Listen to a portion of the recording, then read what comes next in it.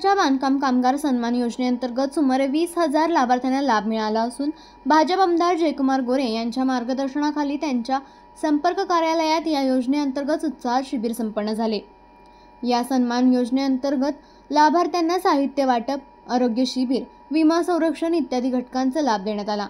कामगार पेटीमध्ये बॅगचटई, helmet, hand gloves, battery, tiffin, boot, पाणी बॉटल, गृहोपयोगी भांड्यांमध्ये डबा, ताट, वाटी, कुकर, ग्लास आदी वस्तू देण्यात आल्या। आमदार जयकुमार गोरे यांच्या कार्यालयात संपन्न झालेल्या या शिबिरातील लाभार्थ्यांकडून भाजप सरकार आणि आमदार गोरेंना धन्यवाद दिले जात आहेत।